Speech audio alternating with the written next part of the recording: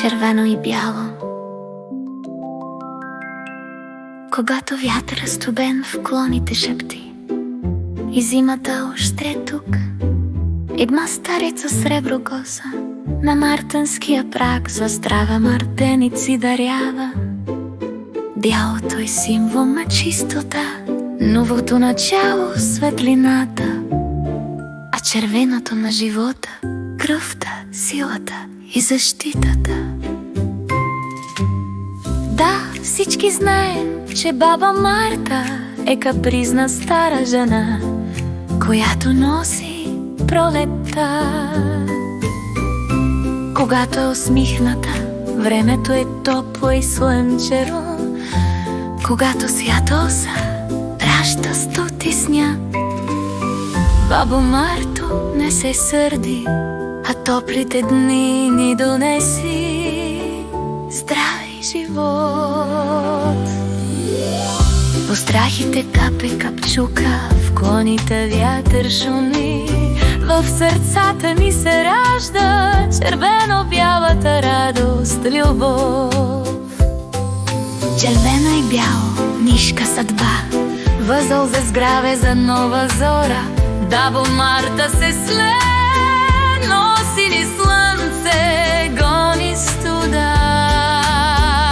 Червена и бяла нишка, като вяра и път, кръв и надежда в един кръговрат. Вържи ни, мартеница, сега да бъдем живи и здрави и да дойде пролетта.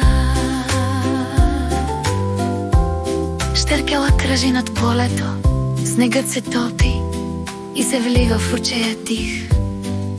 През клоните наднича слънцето, а във всяка топка се ражда нов живот. През лудена стара череша слага венец от цвят, а в сърцето ни се завръща